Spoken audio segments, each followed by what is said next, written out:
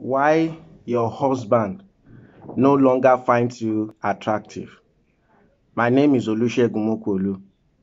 A lot of women will testify that shortly after their wedding, there is this apathy from their husband. They feel as if they are no more attractive. They feel like he's no longer interested in them. And it's like he finds other women more attractive. He prefers other women. This is a common phenomenon. The same man that pursued you, that literally was begging you to marry him, that same man treats you as if you are a nobody. He just becomes disinterested. What exactly is the problem? People have advocated a lot of things. They've suggested to women to dress sexy, to look more attractive, to prepare good food for him, to do all kinds of things. I want to say to you, to such a man, even if you enslave yourself to him, it wouldn't change anything. He will still feel that apathy towards you. What exactly is the problem? The Bible gives us the answer to this problem. You see, most men marry out of lust. Most women marry out of feelings. Lust is a very powerful force, but short-lived. Feeling is also a powerful force, but it's longer. It lasts longer than lust. The two of them are not really the way God wants us to work. Of course, obviously, lust is wrong.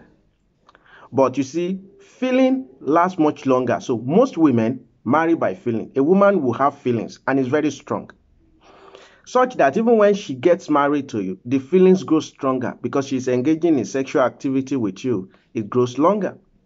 But the opposite is usually with the man. Once he has sex with you, he's done. Once a man sees your nakedness and he has done everything with you, he has satisfied all the lust he has had in his mind all along, he's done. But why exactly are men like this? And how should Christian men be? If you turn to your Bible and look at 2 Samuel chapter 13, I'm just going to read 3 verses. In verse 1, it says, "And Absalom, the son of David, had a lovely sister whose name was Tamar, and Amnon, the son of David, loved her." See the way the Bible describes it, that Amnon loved Tamar. How much did he love her? Look at it in verse 2. Amnon was so distressed over his sister Tamar that he became sick, for he was a virgin, and it was improper for Amnon to do anything to her. He became so sick. A lot of men experience this. They fall in love so much that they become so sick, that they will do everything. They become so possessive. They just want to have that woman.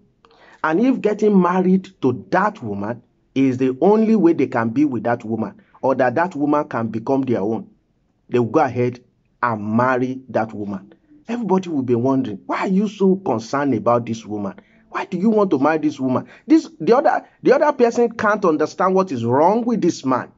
He's driven by lust that disguises itself as love. Even the Bible uses the word love. It is not the agape love, but that's the way we all understand it. If the scripture has said he lust after her, we may not understand what the scripture is saying. But he felt something for her. He had some kind of feelings for her. But when you jump to verse 15, it says, or let me read verse 14.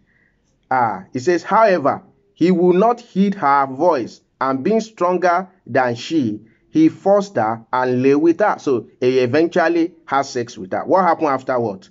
"Then Amnon hated her exceedingly, so that the hatred with which he hated her was greater than the love with which he had loved her. And Amnon said to her, 'Arise and go.'" You see, for a lot of men, if they have their way, they will have divorced their wife because they are tired of that wife.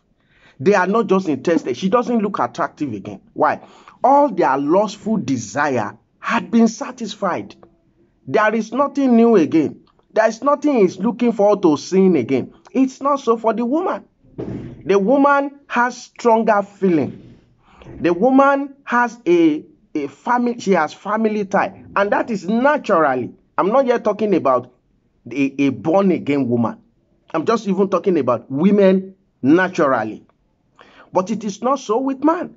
For a woman also, there is a point gets when her feeling eventually gets exhausted, and then she sees somebody outside, and that feelings begin to develop. It's even worse when a woman begins to develop a feeling for a man outside of marriage, because it's the same feeling she's going to express towards that man. He is going to be very strong. She may be struggling to even control herself, but she doesn't readily get to that point. But for the man, they easily get tired. This is the reason they marry out of lust. Lust does not last in marriage.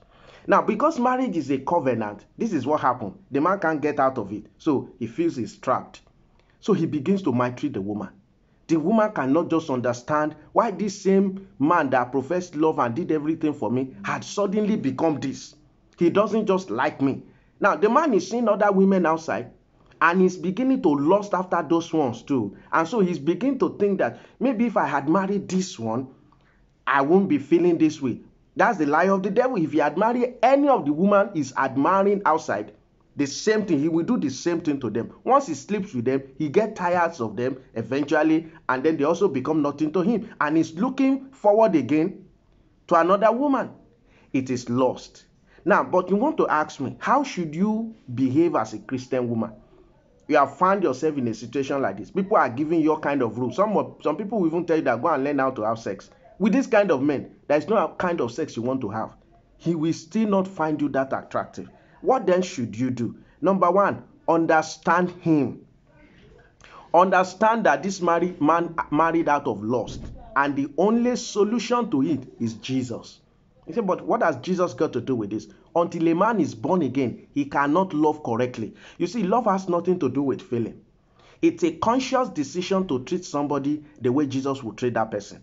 So it doesn't matter for the spiritual man, for the born again man, it doesn't matter how he feels or he does not feel.